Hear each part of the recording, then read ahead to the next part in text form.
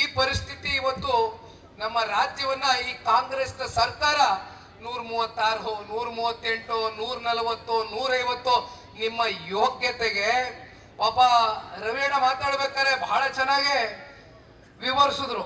ಆ ವಿಚಾರ ಇವತ್ತು ಮಾತಾಡಬೇಕು ಅಂತಾನೆ ಬಂದಿದ್ದೆ. ಮಾಧ್ಯಮದ ಸ್ನೇಹಿತರು ಕೂಡ ಇದ್ದಾರೆ.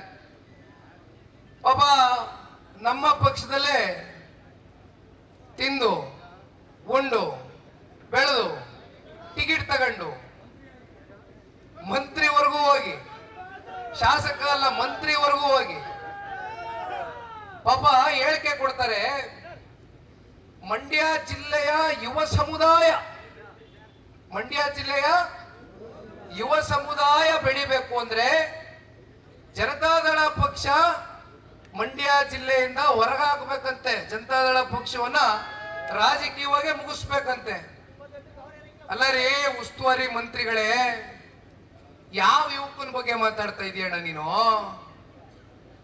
ಯಾವ ಯುವಕರ ಬಗ್ಗೆ ಮಾತಾಡ್ತಾ ಇದ್ದೀರಿ?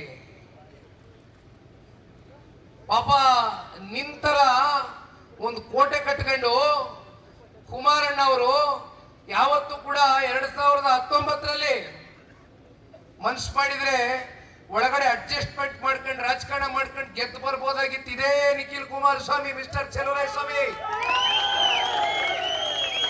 ನಾವು ಯಾವತ್ತೂ ಕೂಡ ನಮ್ಮ ಜೀವಮಾನದಲ್ಲಿ ಅಡ್ಜಸ್ಟ್ಮೆಂಟ್ ರಾಜಕಾರಣಕ್ಕೆ ತಲೆ ಕೊಟ್ಟಂತವ್ರಲ್ಲ. ಪಾಪ ಯುವ ಸಮುದಾಯವನ್ನ ಉಳಿಸ್ತಕ್ಕಂಥ ಮಾತನ್ನ ಪಾಪ ಈ ಜಿಲ್ಲೆನಲ್ಲಿ ಆಡಿದಿರಲ್ಲ. ಯಾವ ಯುವ ಸಮುದಾಯವನ್ನ ಬೆಳೆಸಿದ್ದೀರಿ ಸ್ವಾಮಿ ನೀವು? ಯಾವ ಮೊನ್ನೆ ನಡೆದಂತ DCC ಬ್ಯಾಂಕ್ ಚುನಾವಣೆ, ಡೈರಿ ಚುನಾವಣೆಗಳು ರಾಮನಗರದಲ್ಲಿ, ಮಂಡ್ಯದಲ್ಲಿ, ಇಡೀ ರಾಜ್ಯದಲ್ಲಿ ಯಾವ ರೀತಿ ನಡೆಸ್ತಾ ಇದ್ದೀರಿ? ಅಧಿಕಾರಿಗಳನ್ನ ನಿಮ್ಮ ಕಪಿಮುಷ್ಟಿನಲ್ಲಿ ಇಟ್ಕೊಂಡು ನಿಮ್ ಮನೆ ಚಾಕ್ರಿ ಕೆಲ್ಸಕ್ಕೆ ಇಟ್ಕೊಂಡಿದ್ದೀರೇನ್ರಿ ಅಧಿಕಾರಿಗಳನ್ನ, ಮಿಸ್ಟರ್ ಚಲುವರಾಯಸ್ವಾಮಿ? ಇವತ್ತೇನ್ ನೀವು ನಮಗೆ ಪಾಪ ತೋರ್ಸ್ಕೊಟ್ಟಿದ್ದೀರಲ್ಲ, ಧಮ್ಕಿಗಳು ಹಾಕೋದು. ಓ ಯಾರು ಕ್ಯಾಂಡಿಡೇಟ್ ಇಲ್ದಿರಾ ಗೆದ್ಬಿಟ್ರಂತೆ ಚುನಾವಣೆನ. ಕ್ಯಾಂಡಿಡೇಟ್ಗಳು ಯಾರು ಅರ್ಜಿ ಹಾಕಕ್ಕೆ ಇರ್ಲಿಲ್ವಂತೆ ಜನತಾದಳದಲ್ಲಿ. ಯಾರ್ಯಾರಿಗೆ ಯಾವ್ಯಾವ ರೀತಿ ಯಾವ್ಯಾವ ವಹಿವಾಟುಗಳು ವ್ಯವಹಾರಗಳನ್ನ ಅರ್ಥ ಮಾಡ್ಕೊಂಡು ಯಾರ್ಯಾರಿಗೆ ಎಲ್ಲೆಲ್ಲಿ ಕೀ ಕೊಡಬೇಕು, ಯಾರ್ಯಾರಿಗೆ ಎಲ್ಲೆಲ್ಲಿ ಕುತಂತ್ರದಿಂದ ಬೆದರಿಕೆ ಹಾಕಬೇಕು, ಧಮಕಿ ಹಾಕಬೇಕು, ಯಾವ್ಯಾವ ಅಧಿಕಾರಿಗಳನ್ನ ನಿಮ್ ಕಪಿ ಮುಷ್ಟಿಯಲ್ಲಿ ಇಟ್ಕೊಂಡು ಅಧಿಕಾರವನ್ನ ಯಾವ ರೀತಿ ದುರುಪಯೋಗವನ್ನ ಮಾಡ್ಕೊಳ್ಬೇಕು ಅಂತಕ್ಕಂಥದ್ನ ಕಲಿಸ್ತಾ ಇರ್ತಕ್ಕಂಥ ಮಹಾನುಭಾವ ನಮ್ಮ ಚೆಲುವಣ್ಣ. ಮಿಸ್ಟರ್ ಚೆಲುವಣ್ಣ, ಇವತ್ತು ಹೇಳ್ತೀನಿ ಕೇಳಿ ವೇದಿಕೆ ಮೇಲೆ.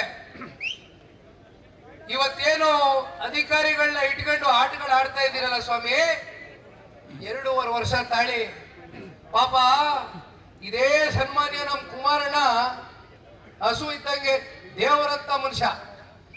ಪಾಪ ಇದೇ ರಾಮನಗರದ 4 ಬಾರಿ ಶಾಸಕರಾಗಿದ್ರು ಸನ್ಮಾನ್ಯ ಕುಮಾರಣ್ಣ ಅವರು.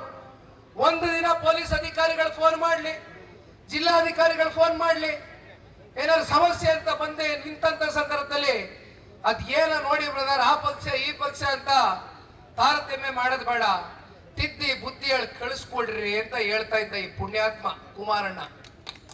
ಆದ್ರೆ ಇವತ್ತು ಆ ಒಂದು ರಾಜಕಾರಣಕ್ಕೆ ಬೆಲೆ ಇಲ್ಲ.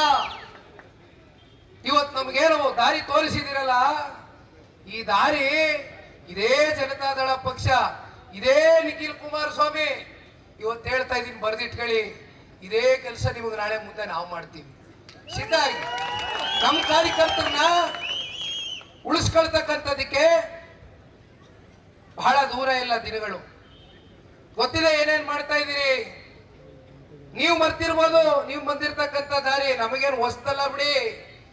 ಜನತಾದಳ ಪಕ್ಷ ನಾಯಕರನ್ನ ಸೃಷ್ಟಿ ಮಾಡ್ತಕ್ಕಂಥ ಒಂದು ಕಾರ್ಖಾನೆ ಕಾರಣ ಇದು.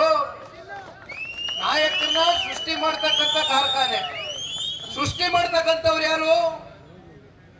2 ರಾಷ್ಟ್ರೀಯ ಪಕ್ಷದಲ್ಲಿ ದುರ್ಬಿನ್ನ ಕುಡ್ಕೋದ್ರು ಕೂಡ ಸಿಗ್ತಾ ಇರ್ತಕ್ಕಂಥ ಚಿನ್ನದಂತ ಕಾರ್ಯಕರ್ತರುಗಳು ನೀವುಗಳು.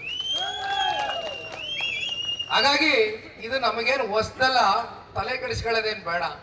ಬಹಳ ಜನ ಬಂದಿದ್ದಾರೆ, ತಿಂದಿದ್ದಾರೆ, ಉಂಡಿದ್ದಾರೆ, ಅಧಿಕಾರ ನೋಡಿದ್ದಾರೆ, ನೀವ್ ಹೇಳ್ದಂಗೆ ಯಾರೋ ಎದುರುಗಡೆ ಮಂತ್ರಿ ಸ್ಥಾನ ಅಂದ್ರು. ಮಂತ್ರಿ ಸ್ಥಾನ ಏನಪ್ಪ, ಮುಖ್ಯಮಂತ್ರಿವರೆಗೂ ಕೂತಿರೋರು ಇದೇ ದೇವೇಗೌಡರು ಔಟ್ಪುಟ್ಗಳೇ ಕನ್ನಡ. ಹಾಗಾಗಿ ಇದೇನು ಹೊಸದೇನಲ್ಲ, ನಿಮಗೆ ಬೆಳೆಸ್ತಕ್ಕಂಥ ಶಕ್ತಿ ಇದೆ, ಬೆಳೆಸ್ಕೊಳ್ತೀರಿ. ಕರ್ನಾಟಕ ನ್ಯೂಸ್ ಡಿಜಿಟಲ್ ಚಾನಲ್ ಅನ್ನು ಈಗಲೇ ಸಬ್ಸ್ಕ್ರೈಬ್ ಮಾಡಿ. ಧನ್ಯವಾದಗಳು.